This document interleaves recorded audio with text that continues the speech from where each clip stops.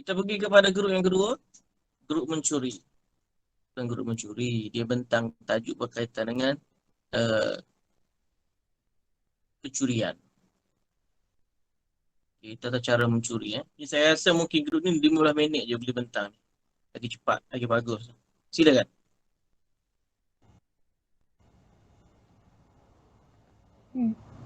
Assalamualaikum warahmatullahi wabarakatuh.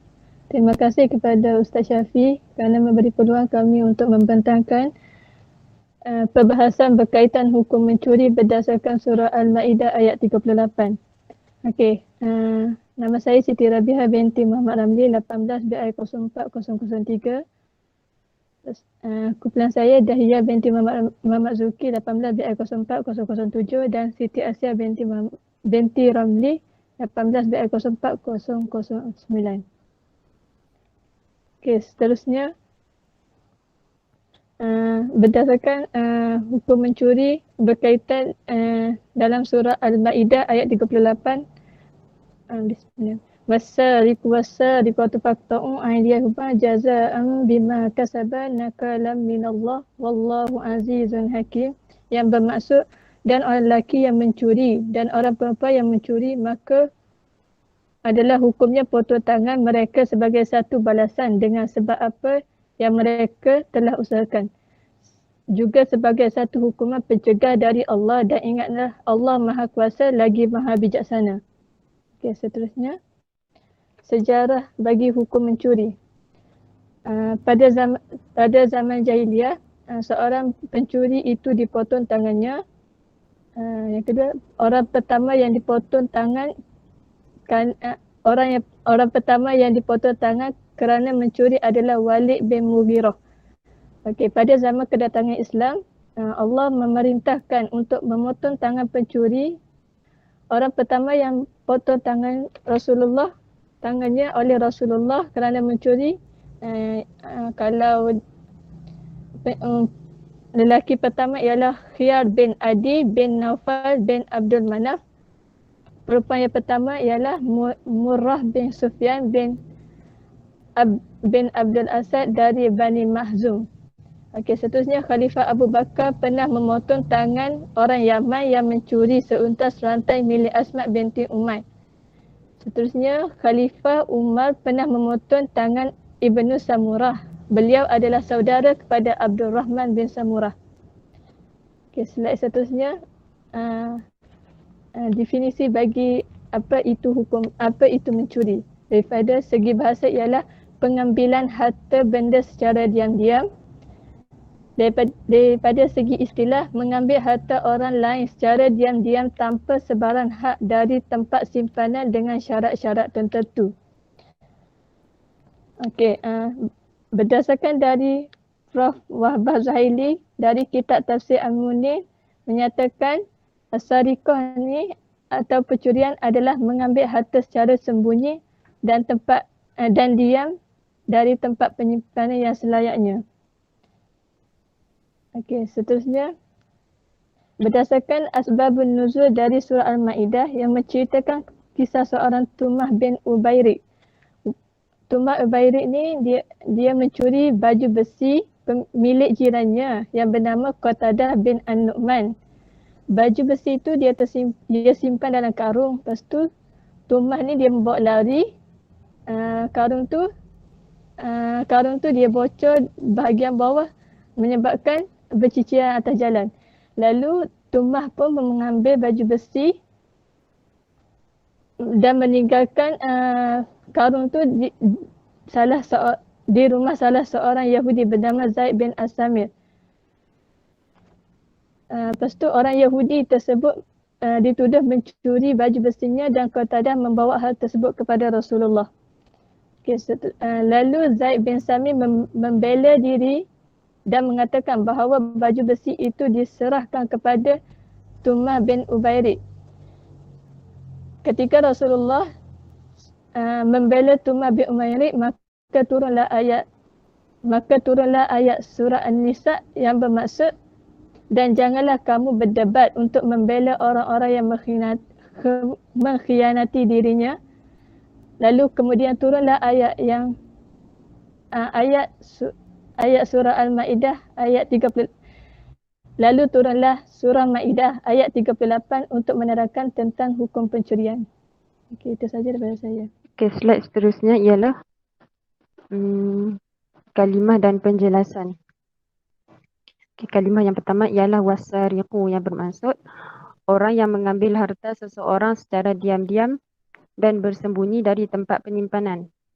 Yang kedua, faqta'u aydiyahuma, bermaksud maka potonglah kedua-dua tangan mulai pergelangan tangan.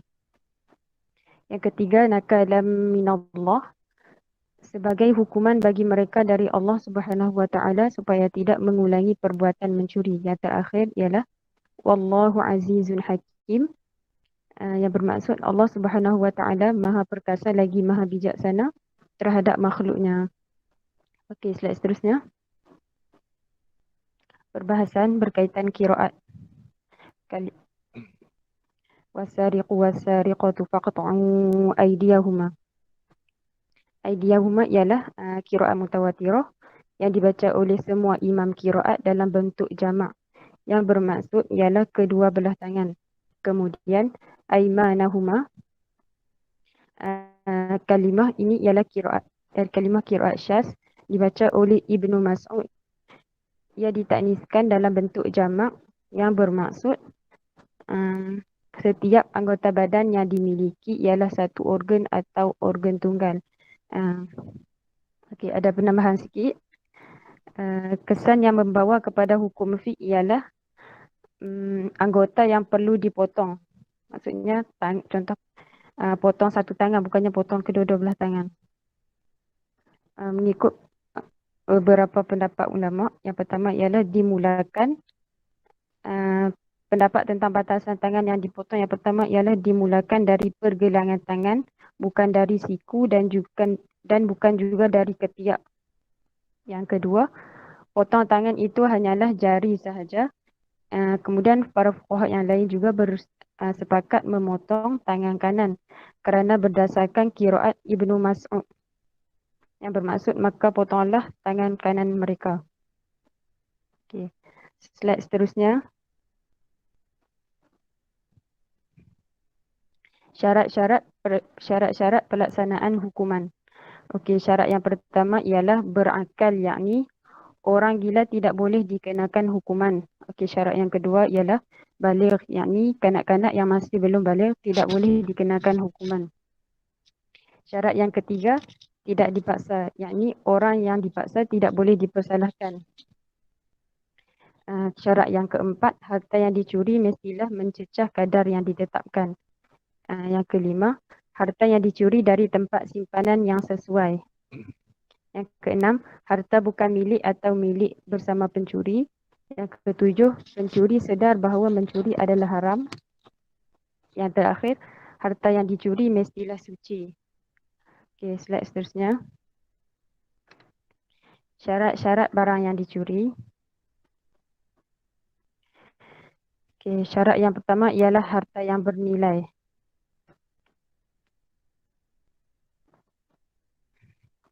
Syarat yang kedua, perlu terang sikit tak Ustaz yang kaitan syarat-syarat ni? Okay. Maksud harta yang bernilai ialah apa-apa sahaja yang dianggap harta oleh manusia kerana harta di sisi manusia dirasakan sangat bernilai. Contohnya seperti emas, perak, gangsa, jam tangan dan sebagainya. Okey, yang kedua ialah barang tersebut disimpan di tempat yang selamat, iaitu barang-barang yang dicuri disimpan di tempat yang selamat dengan sebaiknya. Kebiasaannya tempat simpanan barang berharga ialah di rumah, kedai besi, kemah dan amanah individu. Contoh barang tersebut seperti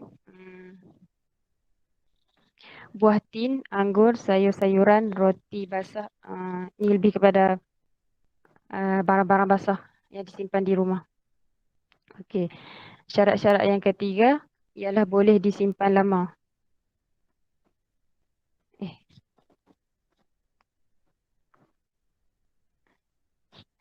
Salah.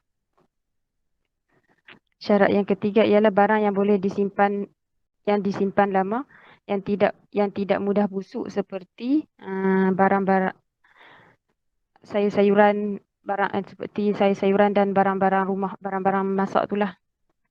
Okey. Syarat yang keempat, boleh ditentukan kadarnya. Harta yang dicuri boleh ditentukan kadarnya mempunyai sukatan nisab. Berdasarkan sabda Rasulullah SAW yang bermaksud potonglah tangan dalam kes curi, iaitu mencuri 1/4 dinar ataupun lebih. Okay. Slide seterusnya. Sabitan kesalahan mencuri. Di sini ada 3 unsur penting dalam pensabitan kesalahan mencuri. Okay, yang pertama, pengakuan pencuri, maksudnya adanya pengakuan daripada pencuri itu sendiri. Yang kedua, keterangan saksi, iaitu 2 orang saksi lelaki yang adil. Yang ketiga, iaitu sumpah. Sumpah ni bermaksud sumpah dari pihak yang menjadi mangsa kecurian boleh meminta pihak yang dituduh untuk melafazkan sumpah. Okey. Allah. Sampai situ. Okey, seterusnya adalah pencuri yang dikecualikan daripada hukuman potong tangan. Yang pertama, jika jumlah nilai harta ataupun barang yang dicuri itu kurang daripada 1/4 dinar ataupun 3 dirham, dia tidak dikenakan potong tangan. Yang kedua, pencuri itu bukan orang yang mukallaf. Maksud mukallaf kat sini, orang bukan mukallaf ni adalah orang yang tidak dipertanggungjawabkan untuk menjalankan hukuman tuntutan Islam, seperti macam orang gila, kanak-kanak yang belum balik. Ketiga, pencuri itu belum lagi mendapat milik yang sepenuhnya ke atas harta yang dicuri itu. Yang keempat, harta atau barang yang dicuri bukanlah dari barang yang berharga dan bernilai. Contoh yang diterangkan oleh saudari Dahiyah tadi, yang harga yang tak bernilai ni macam dengan sayur, benda-benda yang senang rosak tu. Lepas tu yang kelima, harta atau barang yang dicuri tidak memberi faedah dan tidak bernilai mengikut hukum syarak, seperti alat hiburan ataupun minuman yang memabukkan. Terusnya, pencurian yang dilakukan oleh anak ke atas harta ataupun barangan kepunyaan ibu bapanya. Kalau contoh, kalau anak yang mencuri harta harta ayah dia, ibu bapa dia tidak dikenakan hukuman potong tangan, sebab itu dengan menunjukkan harta family. Nama juga yang ketujuh ni, pencurian dilakukan oleh suami ke atas harta dan barang kepunyaan isteri, ataupun sebaliknya, suami curi harta isteri ke, dia tidak akan kenakan hukuman potong tangan. Terusnya, pencurian yang berlaku dalam keadaan yang mendesak, seperti peperangan, di masa sangat lapar dan dahaga. Contoh seperti macam dengan masa banjir yang masuk ke Maidin untuk ambil makanan sebab mereka dahaga, lapar. Tapi kalau nak ambil benda tu pun untuk menghilangkan kelaparan saja. Kalau melebih-lebih tu tak boleh. 9. Pencuri itu mencuri harta atau pembarangan kepunyaan Baitumal. Dengan harta Baitumal ni, harta yang terkumpul dalam Baitumal tu ada harta yang digunakan untuk kepentingan umum. Jadi kat situ kita boleh tahu harta tu dia jadi dengan sama-sama milik, kita tak tahu. Jadi dia tak boleh jatuhkan hukuman potong tangan. Okey, seterusnya dapat mazhab mengenai potong tangan. Untuk pendapat Imam Malik dan Syafi'i, dia kata kalau kali pertama mencuri, dia akan kenakan hak tangan kanan hingga tangan. Kalau kali curi, dikenakan potong tangan kiri hingga berlari-lari. Kalau dia kali curi, kenakan potong tangan kiri hingga berlari-lari. Yang keempat, dikenakan potong kaki kanan sehingga ke buku lali. Kalau 5 kali dia mencuri dan seterusnya, dia akan dikenakan ta'zir. atau dipenjarakan sehingga bertaubat. Ta'zir ni maksud dia adalah hukuman yang tidak ditetapkan kadar atau bentuk hukuman dalam Al-Quran dan hadis. Ta'zir ni akan diserahkan kepada hakim. Hakim akan buat keputusan untuk nak bagi hukuman tu. Tujuan ta'zir ni adalah untuk menghalang pencuri itu mengulangi kesalahan yang tersebut. Seterusnya, pendapat Imam Hanafi dan Hambali. Kalau kali pertama mencuri, dia akan dikenakan potong tangan kanan hingga pergelangan tangan. Kalau 2 kali, potong kaki kiri hingga ke bulali. Kalau 3 kali, tidak dipotong tangan ataupun kaki, tapi dipenjara sampai dia bertaubat. Okay. Menurut ulama 4 mengatakan kalau berkaitan dengan had potong tangan ni adalah daripada pergelangan tangan. Terusnya kadar nisab pencurian yang dikenakan hukum. Terusnya, okey. Pendapat Imam Malik kata 3 dirham berdasarkan daripada hadis dari Ibnu Umar bahawa Rasulullah SAW pernah memotong tangan pencuri yang mencuri perisai yang berharga 3 dirham. Hadis riwayat Bukhari dan Muslim. Menurut pendapat Ahmad bin Hanbal adalah 1/4 dinar ataupun 3 dirham. Berdasarkan dari hadis Aisyah radhiyallahu anha bahawa Rasulullah SAW bersabda, potonglah tangan pencuri itu dalam pencurian 1/4 dinar dan jangan kamu potong jika kurang daripada itu. Riwayat Ahmad. Pendapat yang seterusnya, pendapat Syafi'i, 1/4 dinar atau barang yang sama harga dengan 1/4 dinar. Berdasarkan hadis daripada Aisyah bahawa Rasulullah SAW bersabda, tangan pencuri dipotong kerana mencuri 1/4 dinar ataupun lebih. Terusnya Imam Abu Hanifah kata 10 dirham. Dari Abdullah bin Al-As berkata bahawa Rasulullah SAW bersabda, tidak dipotong tangan seorang pencuri itu jika barang curiannya kurang daripada harga perisai. Sebahagian ulama Zahiriyah berkata apa-apa yang diambil oleh pencuri hendaklah dipotong tangannya, sama ada nilainya kecil atau besar, sedikit atau banyak, dia kena potong tangan. Berdasarkan hadis dari Abu Hurairah bahawa Rasulullah SAW bersabda, Allah melaknat orang yang mencuri telur lalu dipotong tangannya dan yang mencuri seutas tali lalu dipotong tangannya. Berdasarkan hadis riwayat Bukhari dan Muslim. Terusnya kadar nilai dinar ataupun dirham pada masa ini. Dinar ni adalah shilling emas. Ia dibuat daripada emas 24 karat, iaitu yang mempunyai berat 4.25 gram. Dirham ni adalah pula shilling perak yang bertulinan 999. Ada suara internet ada. Ingat tak?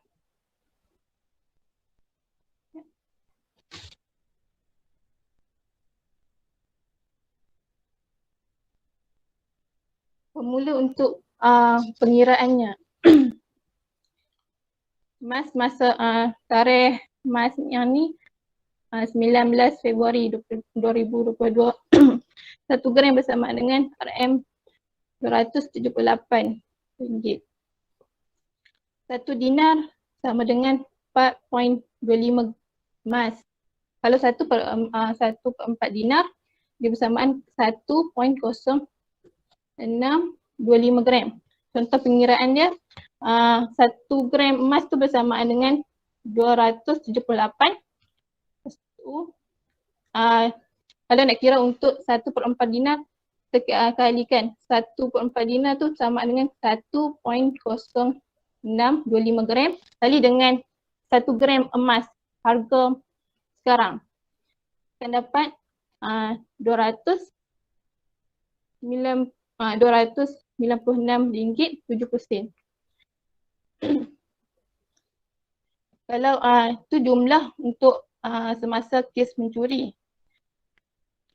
Jika cukup syarat akan dikenakan hukuman had potong tangan.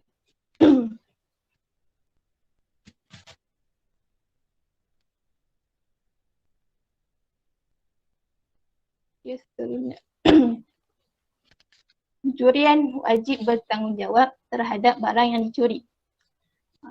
Setelah kes curi dibuktikan dan tangan pesalah telah dipotong, pesalah juga dikehendaki memulangkan semula barang yang dicuri sekiranya ada. Jika tiada, pesalah dikehendaki menggantikannya. Hukum ni berdasarkan sabda Rasulullah sallallahu alaihi wasallam. Maksudnya tangan yang mengambil perlu bertanggungjawab sehinggalah dia memulangkannya.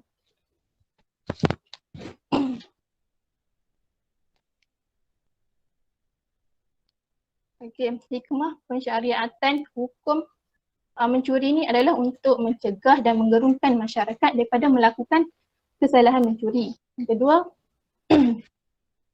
untuk memberi balasan kepada pencuri tersebut dan di samping tu memberi pembelaan dan keadilan terhadap mangsa yang dicuri.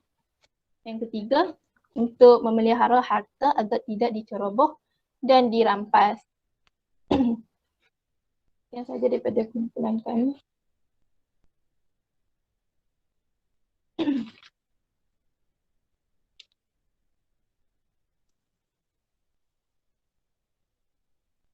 Dah habis ya?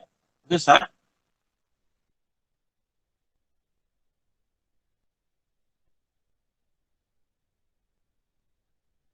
Selesai ke? Tanya. Sudah Ustaz. Okey. Okay, saya nak tanya sikit lah sebelum pergi kepada grup yang berikutnya ni. Okey, dalam pembentangan ni, ni tajuk ni, soalan saya ni mungkin tak kait dengan tajuk ni lah. Tapi ada juga sikit sebanyak yang disebut dalam slide awak lah. Okey, awak bawa, cuba tengok bahagian khilaf qiraat sekejap.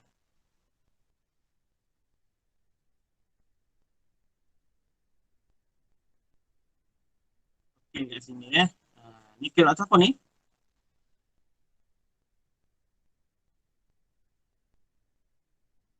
Imam mana yang baca ni? Imanahuma ni.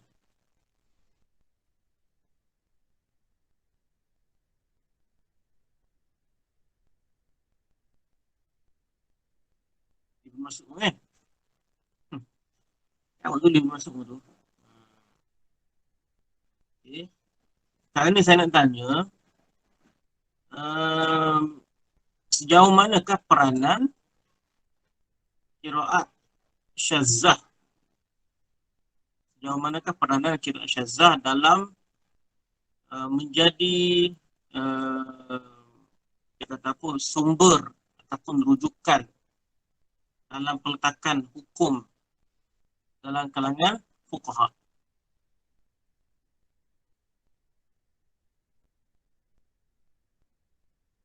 Faham ke soalan saya?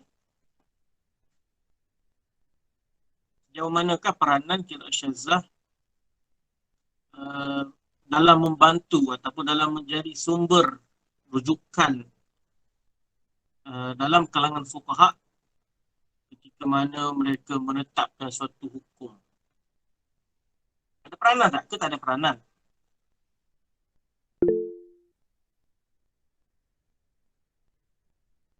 Pada grup pembentang, kalau nak jawab sabar dulu. Apa dia punya Right. function dia? Function dia kat situ, dia nak menentukan kan ada.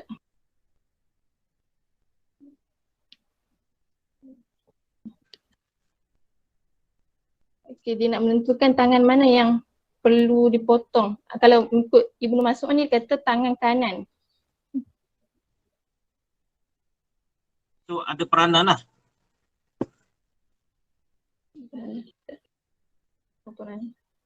Dan adakah fuqaha arba'ah ni mereka ni berpegang dengan qiraat syadzah?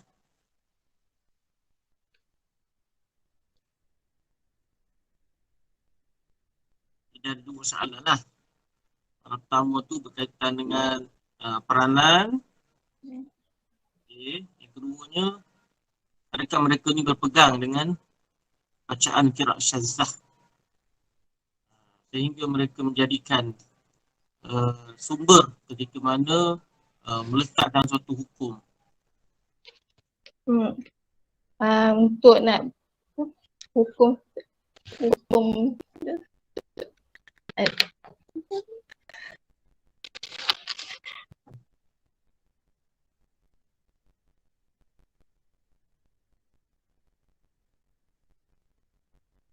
Dia tanya soalan ni supaya kita punya minda ni open lah, terbuka.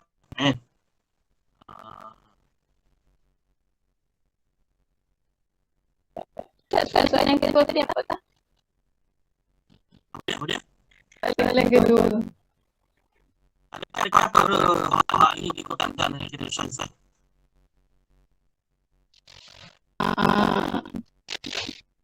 Dengan qiraat syadzah ni lah dia akan menyebutkan dia akan mengeluarkan hukum yang mana dia ability lah daripada qiraat syadzah ni. Kalau berdasarkan mutawattir ni mereka tak boleh nak mengeluarkan banyak hukum macam tu.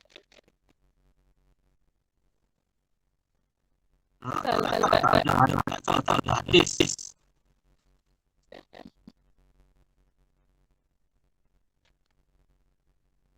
Kalau kata tak ada qiraat apa ni kan ada hadis yang umum dalam beribadah ni kanan lah mesti diutamakan. Kalau kata tak ada qiraat syadzah ni para fuqaha dia boleh istimak ada hukum. Maksudnya SOP dalam pelaksanaan hukuman tata cara hukuman potongan tangan ni mesti kena kanan dulu. Berdasarkan hadis umum yang Nabi sebut, apa-apa hal kalau kita nak lakukan mesti bermula pada kanan. Kan? Kalau kata tak ada hadis ni pun maksudnya para fuqaha tu dia boleh mengambil hadis yang umum. Okay?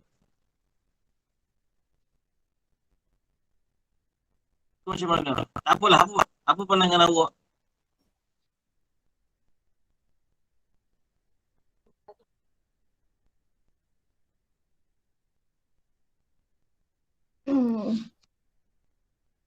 Para fuqaha kan dia bersepakat dengan kan Ibnu Mas'ud kata potonglah tangan kanan mereka. Jadi para fuqaha ni dia bersepakat bahawa tangan yang dipotong tu mesti tangan kanan dulu sebelum tangan tangan kiri ke kaki kiri ke.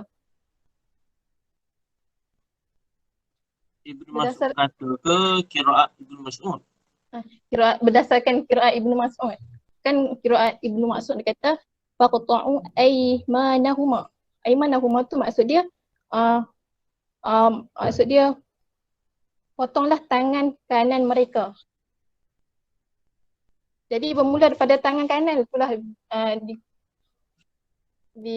digunakan oleh fuqaha untuk mulakan dengan tangan kanan untuk potong.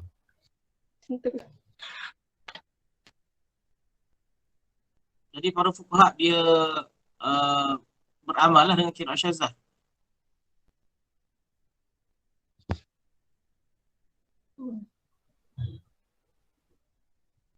Sehingga terpaksa mengambil qiraat syadzah untuk sebagai dalil ataupun sebagai hujah dalam menentukan tata cara hukuman tangan mana perlu dipotong dulu. Itu maksudnya.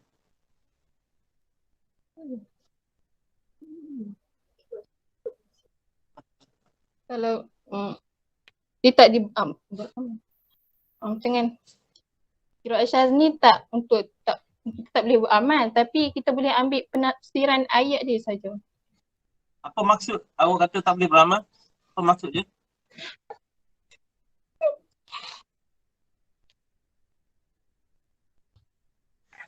Tak tahu. Okey, awak dah belajar dekat Syazah kan? Dah. Sem berapa? Apa? Sem berapa belajar dekat Syazah? Sem 6. Okey, saya nak tanya awak lah. Penting tak belajar dekat Syazah ni? Penting. Okey, apa kepentingan dia?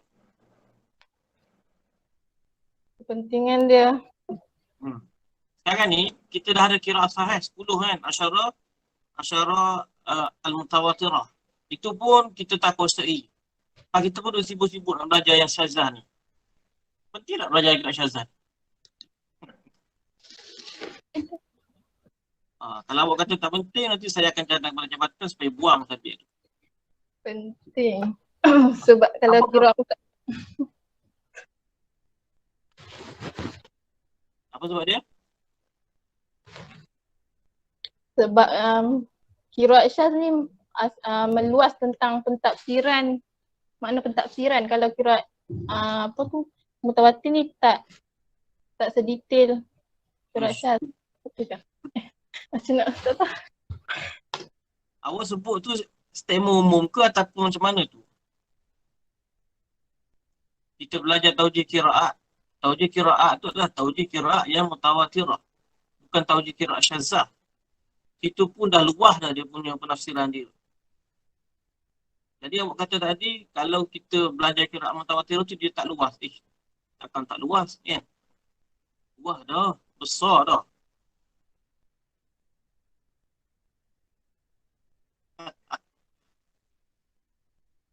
Okey, tak apalah.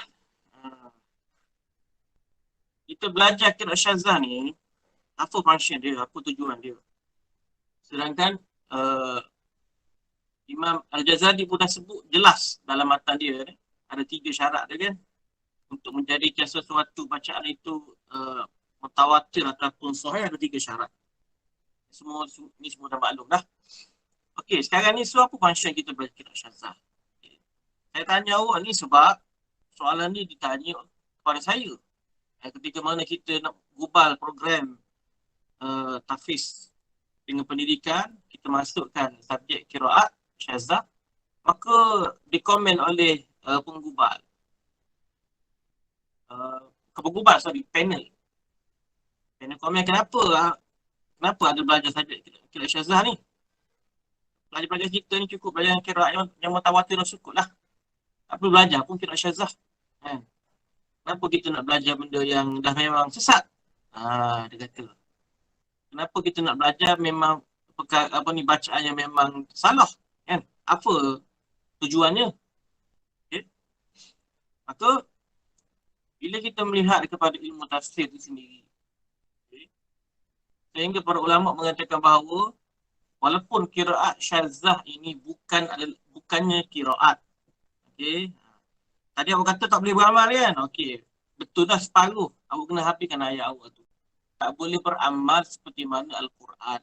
Maksudnya kita tak boleh baca dalam sembahyang. Kita tak boleh nak jadikan sebagai zikir kita. Itu tak boleh. Adapun kita nak beramal untuk dijadikan sebagai istimbat dalam hukum. Bahkan ramai kawan-kawan saya dia buat research ataupun dia buat kajian berdasarkan qiraat syazah, di mana qiraat syazah ini menjadi sumber dalam peletakan hukum dalam kalangan fuqaha. Banyak. Okay. Jadi sekarang ni kalau orang tanya kita, penting tak belajar qiraat syazah? Saya kata penting. Sebab apa? Sebab tak semua tempat yang disebut dalam qiraat mutawatirah itu secara menyeluruh. Tak semua. Contohnya dalam bab ini yang dibentangkan oleh grup ni lah, berkaitan dengan tangan kan. Kalau kita baca, kalau kita berpegang dengan qiraat mutawatirah saja, ayat dia umum, potonglah tangan. Tangan ada dua, kan? Tangan kanan ke tangan kiri. Maka di sini bila kita tengok-tengok, rupanya ada bacaan qiraat syadzah. Dan para ulama mengatakan bahawa kalaulah sekiranya qiraat syadzah itu bukan Quran, tapi dia dikira sebagai hadis. Hadis. Jadi kan dalam Islam ni sumber kita sama ada daripada Quran itu sendiri kan, ataupun daripada hadis nabawi, ataupun daripada ijma' ataupun qiyas kan. Jadi atas dasar itulah qiraat syadzah boleh dijadikan sebagai sumber. Okey. Ni soalan ni saya tanya awak ni, nanti saya akan tanya balik dalam PSA, insya-Allah. Tanya apakah fungsi peranan qiraat syadzah. Sebutkan contoh. Tak kira lah sama ada awak nak ambil ayat berkaitan dengan mencuri ni ke, ataupun apa lagi qiraat syadzah yang sebelum ni. Saya tak ingat lah. Tapi adalah contoh-contoh lain.